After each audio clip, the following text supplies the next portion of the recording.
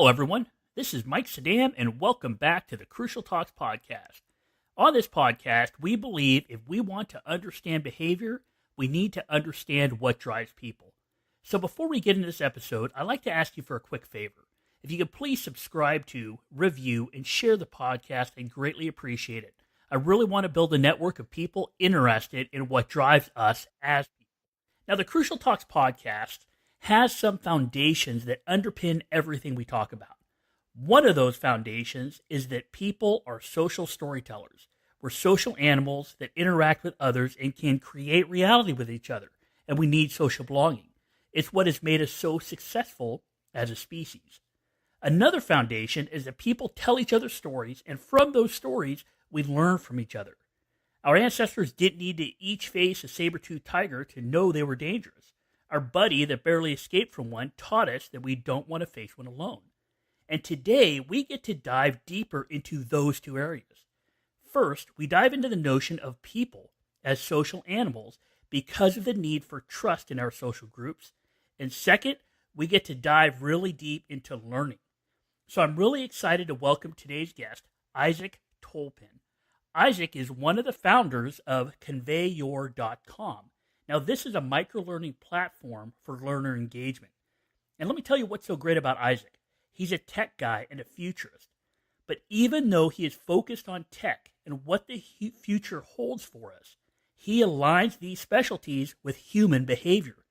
He's been able to understand the relationship between human behavior, business, and technology. That's why it's so cool to have him as a guest. He understands technology is here and that it's changing every day, but he's able to align that with the fact that we are still dealing with people. So, join me in welcoming Isaac Tolpin to the Crucial Talks podcast. How you doing, Isaac? I'm doing great, Mike. What a great intro. No, it's great to be here. Well, it's pretty cool with what you're doing, man. The whole focus on technology and how it's changing the workplace, how it's changing communities, how it's changing society kind of ignores that human factor, which is why it's so great talking to you. But before we start talking more about people and learner trust and microlearning, can you tell us a little bit about you and how you became an expert in microlearning and education technology?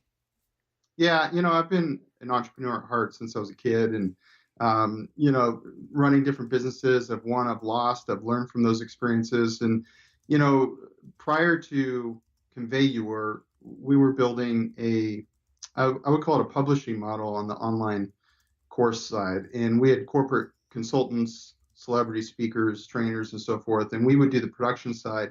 And there really wasn't a solution for technology to put content in that aligned with human behavior. And so I was deep in conversations with deans of universities to people on boards of large MOOCs and just deep in the space. And I was just perplexed that, nobody had really humanized this experience. And frankly, if anybody listening, goes, hey, I can think of a time where I took an online course, probably the next thing you think of is how boring it was. And so, it can't be that way. Yeah, and that's what's cool, man. You mentioned boring, right? And for anybody who's listening that doesn't know what a MOOC is, can you tell us what that is real quick?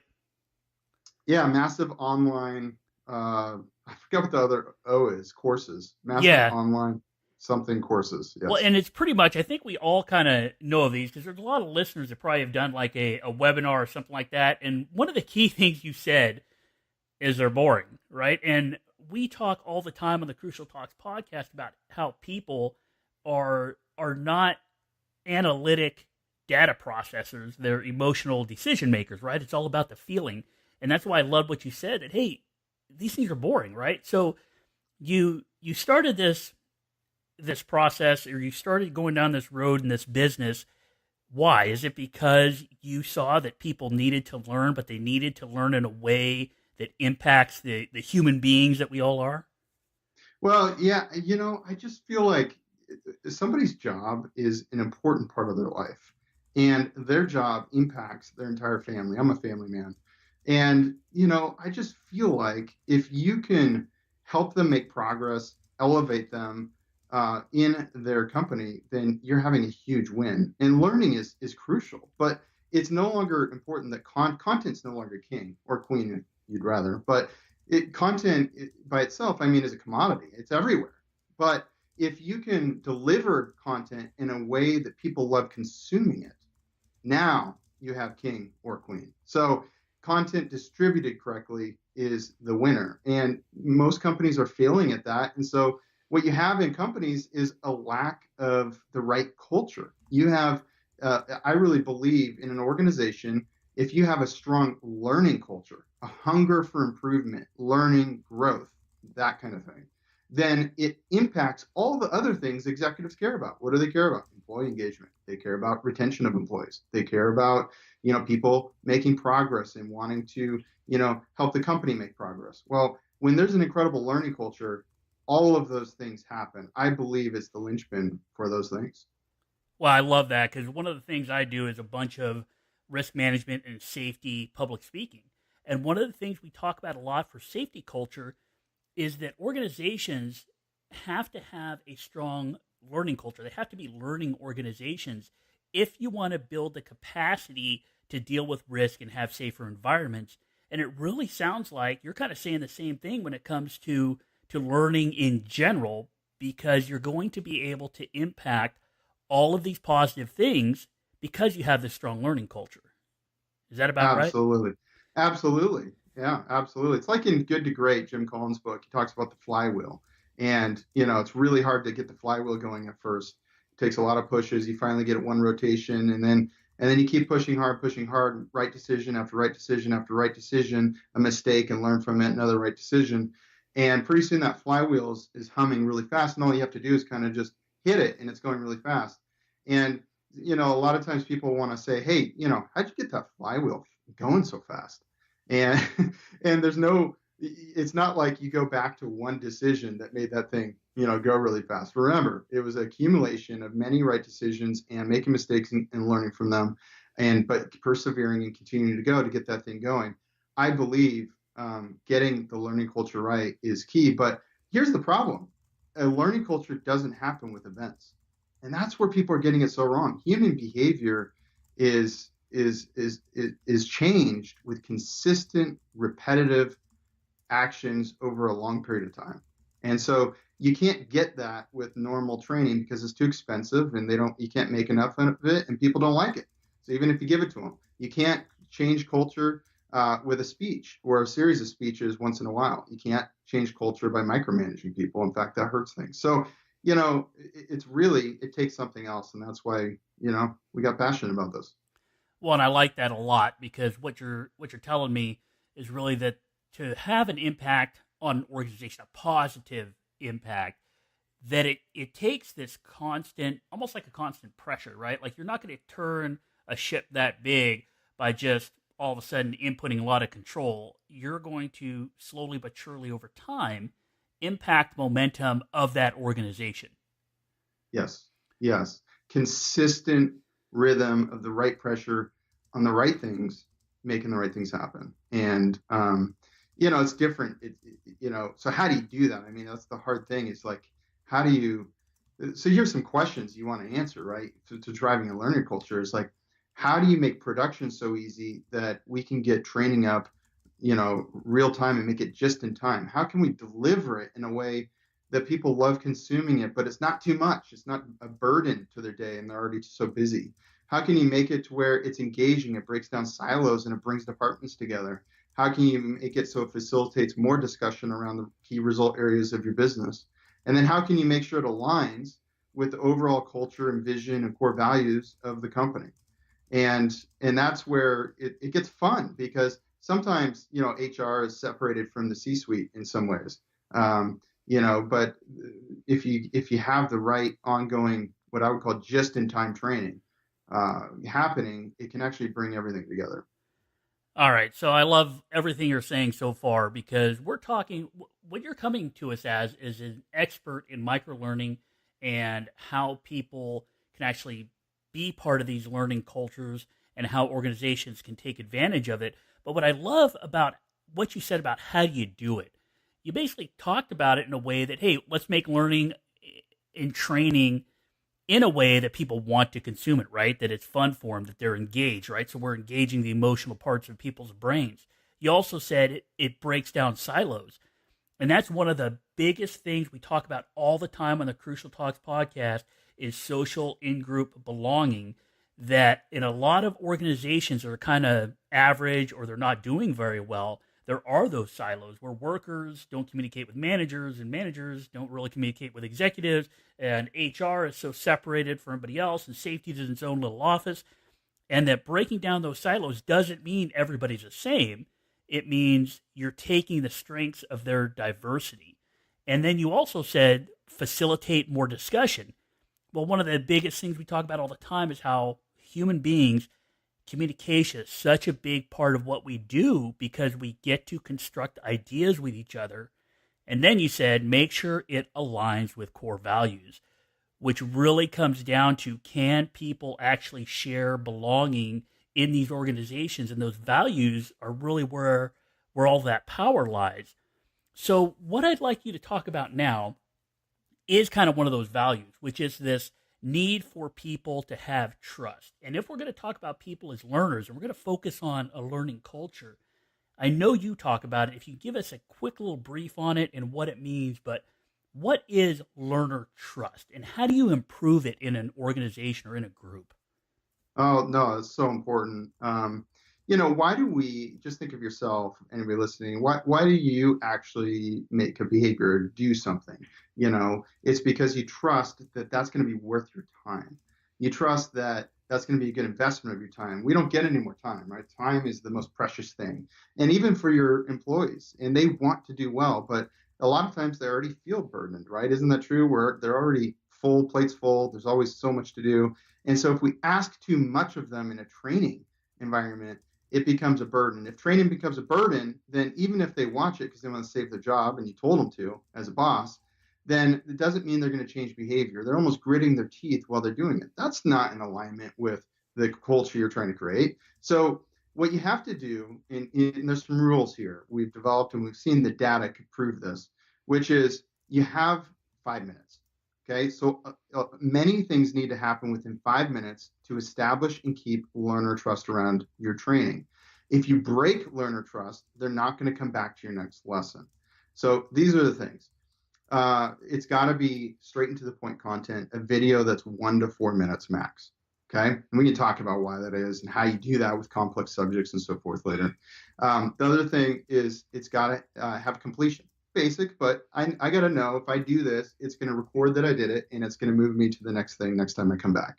I got to get recognized for it, and whether people admit this or not, this is a big deal. And it's got to have gamification and social learning. So recognition and seeing that other people are doing it with me. I'm part of something bigger than myself as I'm going through this training, and I'm getting recognized. But it's also it's got to be mobile friendly. So if you're using software that was built for PCs and made to also work on a mobile device later, you're losing.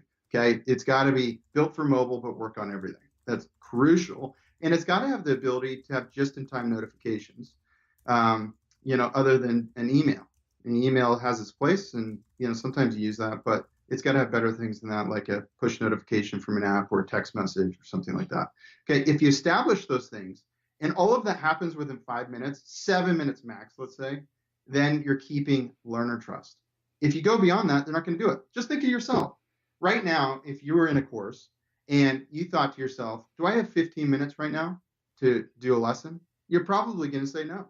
Do I have 10 minutes? Probably not. 5 minutes? You're going to say yes. Anybody can fit in 5 minutes. And if you never break that, you've established a trust that every time they get a notification, it's going to only take them 5 minutes. It's going to be fun. I'm going to learn something powerful, and I'm going to get recognized for it. And I don't have to go to something else that's right on the device I like to consume everything from, my mobile device.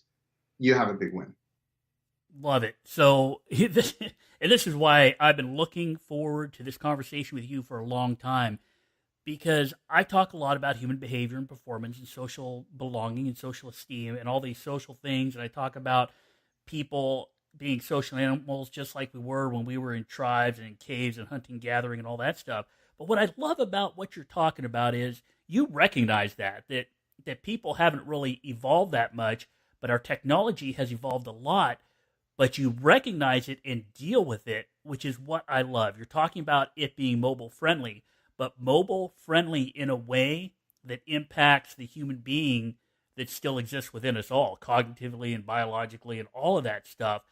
So, is this where that your term microlearning comes from on this little, like a 5 minute short learning bite? Is that what microlearning is? Yeah, and it's not my term. There's microlearnings out there, but I would think this is the advanced definition. Microlearning, in a basic definition, is short bursts of content. But what we have done is taken that to the next level, which is the gamification, all those other aspects, mobile, just-in-time notifications, and all that stuff. And it's because just like the flywheel, you can't just have it be mobile friendly and now to win. You can't just have, okay, I've got gamification, and that's why my flywheel is moving fast and my learning culture is working really well. No, it's all of these right decisions in concert, consistently done over time, that gets your learning culture flywheel moving really fast, that catalyzes the flywheels of your overall key levers of your business.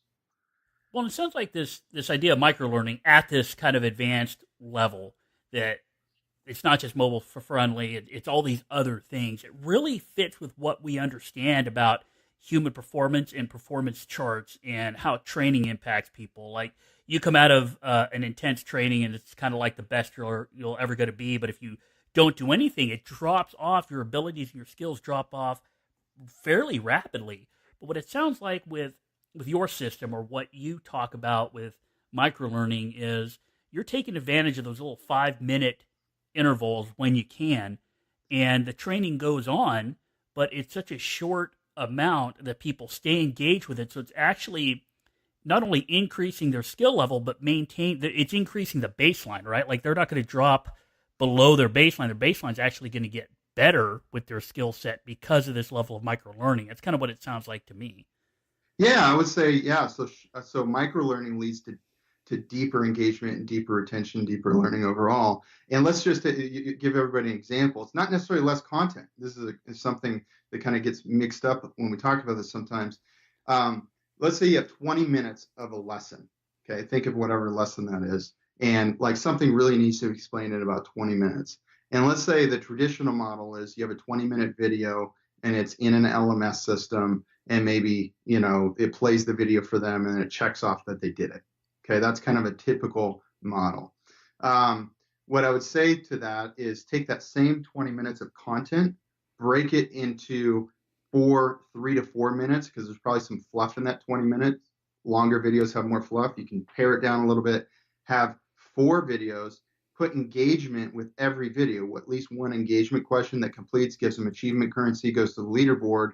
Somebody could spend that same 20 minutes sitting down, going through the same content broken up with faster completions and gamification, and they're more likely to implement that content, want to come back, love it, and love the experience, even though it was the same content in that other 20-minute video.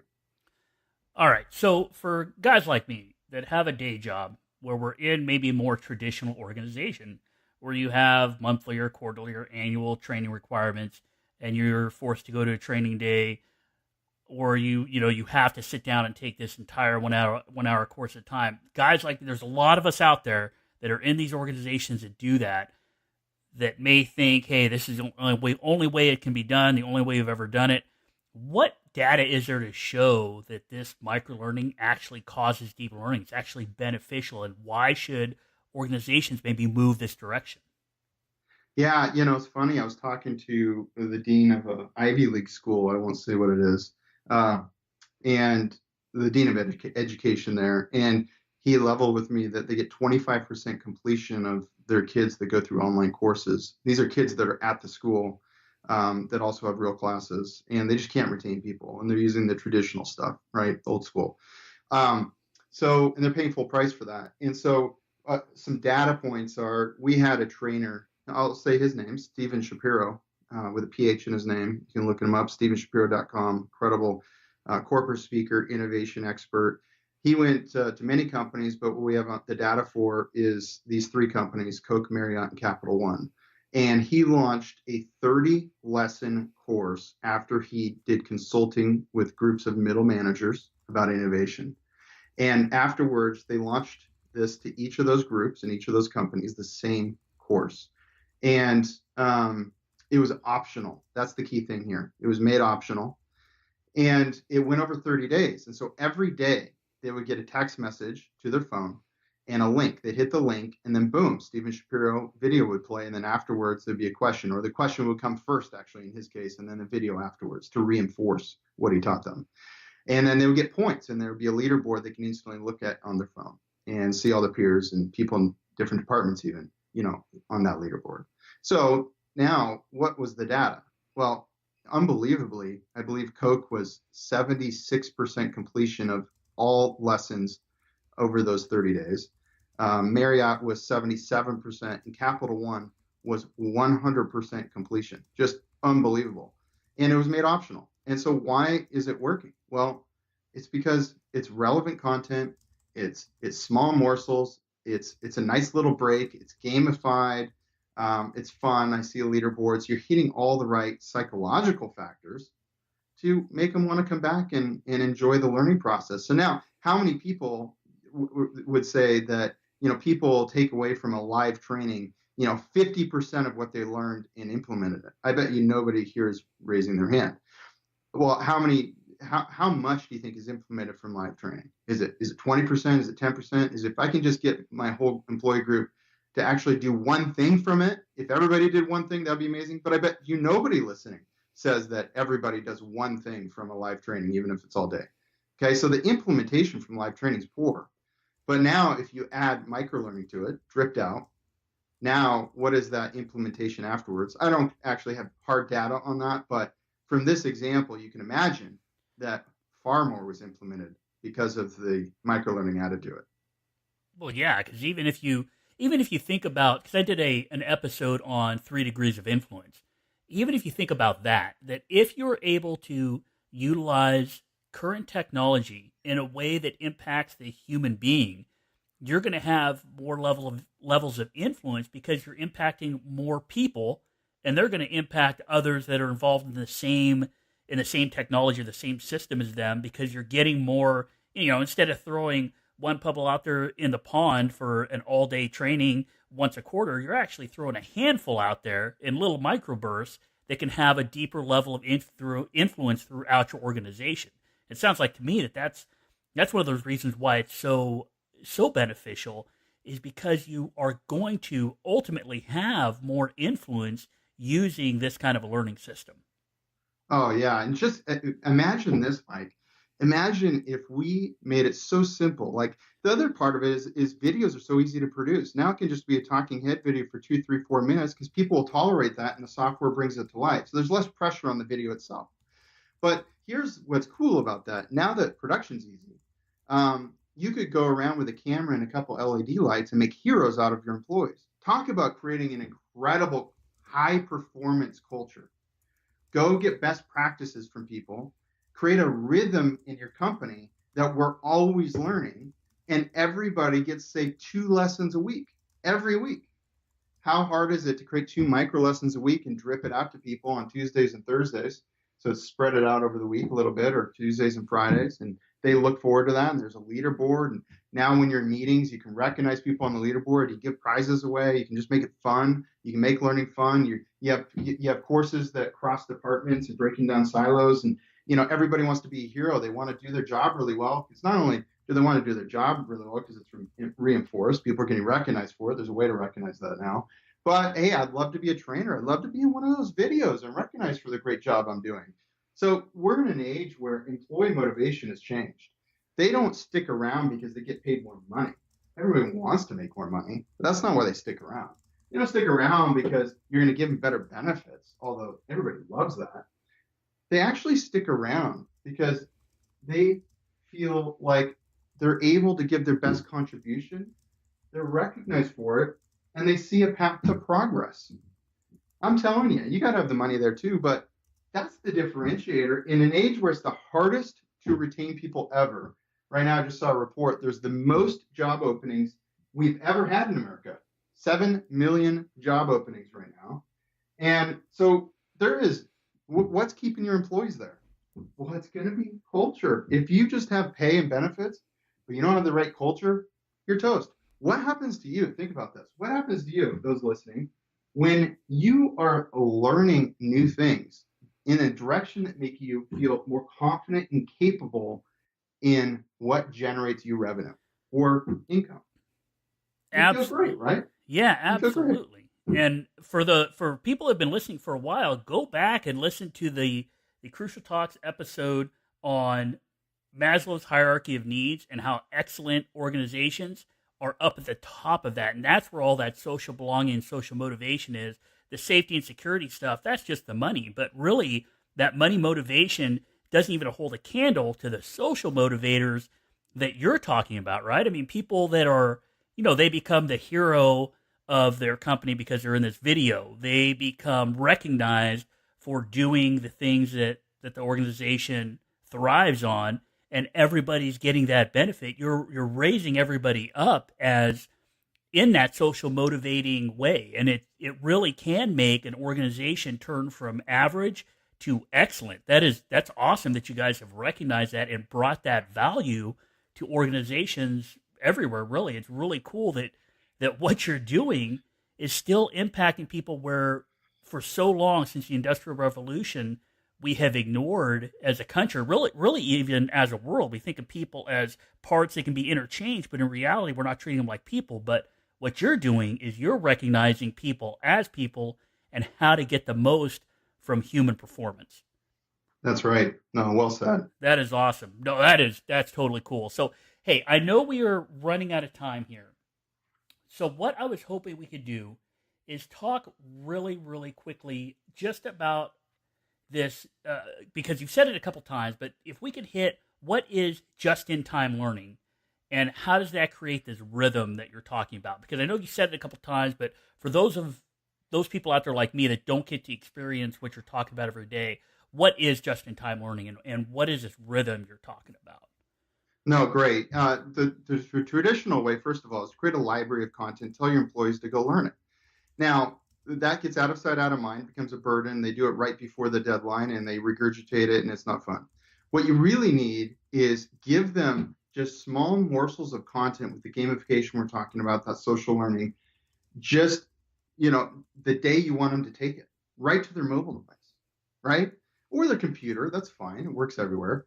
And don't ask for too much. Just ask them to do that one lesson. And then maybe a couple days later, give them another lesson. So now you as an administrator or a leader can deliver content just in time to keep their appetite high for wanting more. It reminds me of my daughter, my first daughter.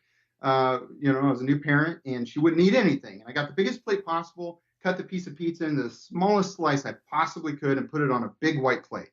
She gobbled it up, whereas before she wouldn't even take a bite. And then I said, I don't know if you can eat more than that. She goes, Dad, I can eat more than that. And I cut another sliver. I put it right in the middle. Pretty soon she's ate 2 full pieces of pizza. And it's the same thing. No one's different than a 6-year-old when it comes to this. It's that we're bombarded. And if you tell us a library of content and it looks like a lot of stuff, we're just like dread. Mm-hmm. So you want to inspire versus dread. And just-in-time learning works to do that. But you had to fix a couple things to be able to do this. You had to fix production because that's too expensive, takes too long. People don't care about quality of video. And this is the opposite of what you hear marketing agencies say.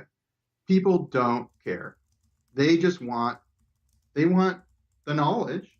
And if you just have, it reminds, I know time is here, but I have to say this one quick story.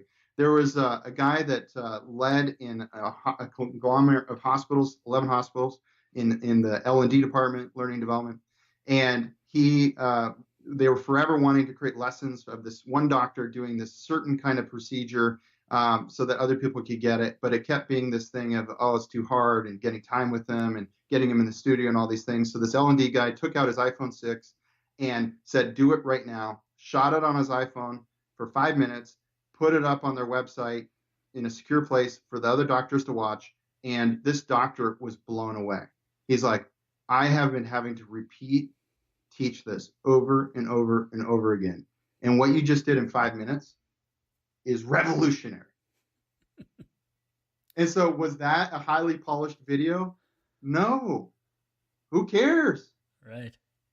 Yeah, no, that's totally right. Yeah, I love what you said there because even with the story about your daughter, because it's well, it goes back to that saying, how do you eat an elephant? It's one bite at a time, and even I can't remember. There's so many books by Navy SEALs out there. I remember there was one where he talked about, hey, the way he made it through buds was just by telling himself to get to the next meal. And that's kind of like what we're saying with some of this learning and the learning culture and micro learning is making those small bites that people can digest, and it will have a bigger impact than putting everything in one huge bite that people can't see themselves getting through. Exactly. Well, hey, so before we go, I know you brought up your daughter, and I know you're a strong family guy. You got like 7 kids, and your wife and you do a lot of this kind of stuff where you're doing things online. You're trying to reach out to people. So before we let you go, I want you to cover a couple things. One, your website, what they can get from you, what services you offer. But since you're here, I'd like you to cover really quickly your wife's website of courageousmom.com and what that is. If you could tell us. I know you guys are doing some great things. So if you can give us some little bite-sized chunks on what you're doing and what benefit the listeners can get out of it and how they reach you, that would be great. My wife and I firmly believe if you fix parenting, you fix a lot of the problems in the world, if not most all of them. And there's just a lot of distractions today, and there's a lot of bad information and pressures keeping families from even having dinner together. So courageousmom.com is my wife's blog and website. There's lots of courses. She has a book and all that. And it's to help moms be great moms. And I have isaac.tolpin.com on that side of things, and on social media, Resolute Man, just to help men be strong, reject passivity, and lead their families. And we're just really passionate about that. We have some parenting books that are about to launch too, so you can be looking out for those. And then, from everything we've been talking about today, conveyyour.com. So conveyyour.com. That's our company and the micro learning platform that is easy to create engaging training experiences. But you know what, Mike? Since this has been an incredible interview, actually, I've just really enjoyed this. I think I would like to give something to everybody. You can put it in the show notes if you'd like, but it's a course I built in our software on how to create a high performance culture. And I just thought that might be relevant. No, a lot of people that listen here are either leaders or they're into safety or risk, and really in safety and risk, there is this focus now on high performance and high performing teams and building capacity as opposed to just putting in preventive measures. It's actually building the capacity into human based systems. I think it would be great for people to be able to go there and take a look at that course on high performance culture. So, how would they do that? Well, I'm going to give you a link. You can put it in the show notes or give it out wherever you want, Great. and it'll be free. And literally, all you're going to do is you're going to put your name, your email, your cell phone number in, and you're going to get a text message from me right after you do that in our system with a link, and you'll have access to it. Now, what's cool about it is you'll experience just-in-time training. It's going to text you once a day for 8 days and give you a 5-minute lesson each day. That's really breakthrough stuff on creating a high-performance culture. Awesome. And so I really wanted to thank you for taking the time out to have an interview with us. There's a lot of good information in this. Again, everybody needs to check it out. So if you go to www.conveyyour.com, I'll put it in the show notes, or even check out the other website, courageousmom.com or isaac.tolpin.com, and check out that other stuff, because everything we've been talking about over the last year since I started this podcast is about human behavior, human decision making, and having a positive, strength-based approach to human systems. And that means whether it's yourself, whether it's your family, whether it's your community, or whether it's your organization. And everything Isaac and I have got to talk about today is so great because it really fits all of those things. And I'm even seeing in my own personal business for speaking and for the podcasting, I'm seeing things that he's talked about that can help in all of those things. I mean, there's so much value in what we've got to talk about with Isaac. So if you've seen value in this interview, go ahead and review the podcast and share it with somebody, because when we do that, we can get the message out there so more people can hear great interviews just like this one with Isaac. So if you get a chance, please do that. I'd love to have your review on it and to share the podcast. Also, if you get a chance, visit my website at www.crucialtalks.com. Please connect with me via email or on LinkedIn, Facebook, or Twitter. I'm always available to talk with you. And remember, if we want to understand behavior, we need to understand what drives people.